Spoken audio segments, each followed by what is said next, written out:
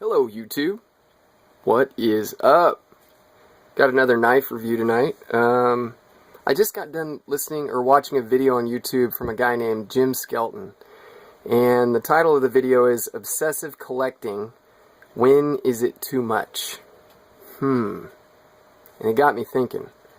I've got a couple knives on the way, and as soon as and in his terms, as soon as you get that tracking number and you know that knife is on its way, you start thinking, what else can I get? You haven't even got the knife in your hands yet, and you're already thinking of the next knife.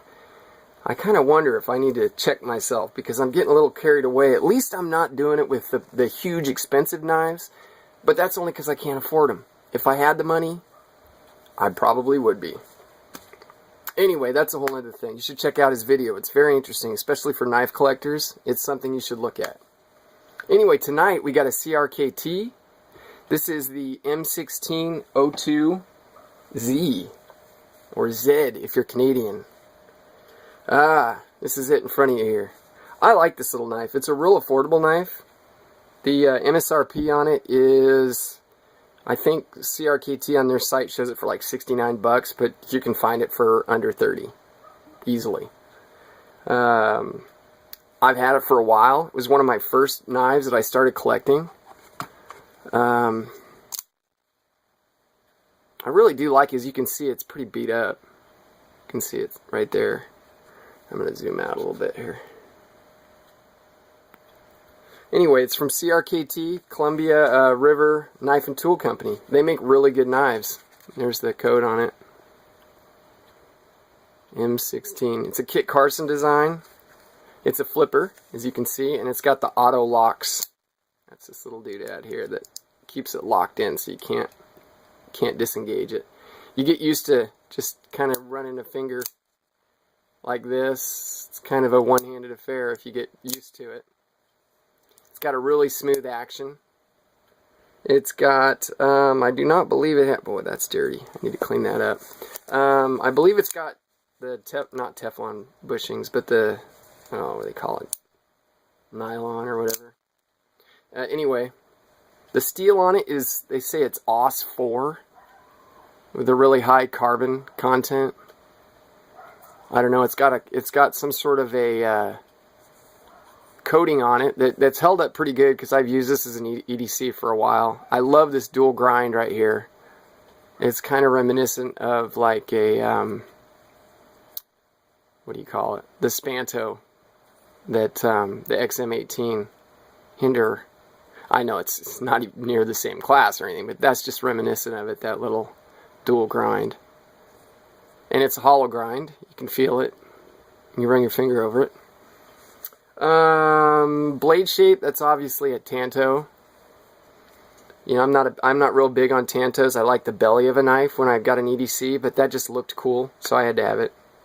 Plus, it was fairly affordable.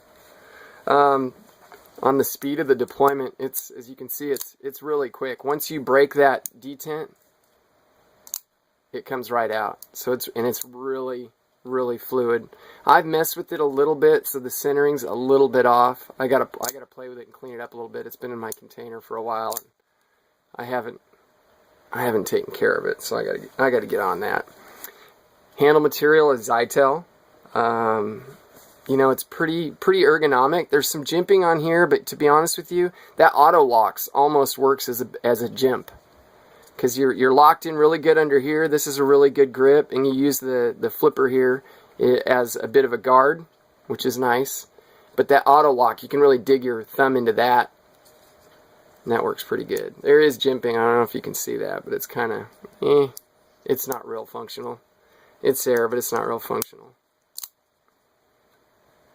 Value, I think it's pretty good value on it. I think I paid $29 for it last year. Something like that, shipped and everything, so that's pretty good. That's a affordable collector there. You can see the pocket clip. I'm not real big fan of the pocket clip on this side. There's nothing fancy about it, though. It's not as Nutnfancy calls a Wizard of Oz-ish. It's just a functional pocket clip. No real embellishments on this knife. You know, you see the grind outs here. or the skeletonizing on the Zytel. I wish they did it on the metal, on this side at least, because it would lighten it up a little bit. It's kind of a heavy knife. It's around 5 ounces, actually more about 4.5 ounces, but not bad. Really like this knife.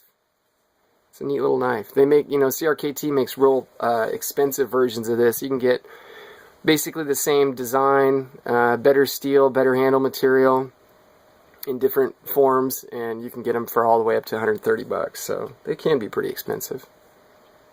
Anyway, that's just a short little review for you tonight. Like I said, it's a CRKT M16-02z, or Z for us Americans. If you haven't checked out CRKT's site, they got a lot of cool stuff on there. I would personally buy from Blade HQ or the Cutlery Shop, or if you see something on eBay. I haven't been burned on eBay yet. I know there's some stories out there of people getting burned. And also check out Jim Skelton's Obsessive Collecting, When Is It Too Much? Check out, if for no other reason, check out this guy's site, because he has some awesome knives on display in this video. I mean, he's probably got, I'm looking at it right now, he's probably got $20,000 worth of knives just sitting right there in front of him. Yeah, there's some beauties in there too. Anyway, alright. Thanks for listening, YouTube. Have a good night. Peace.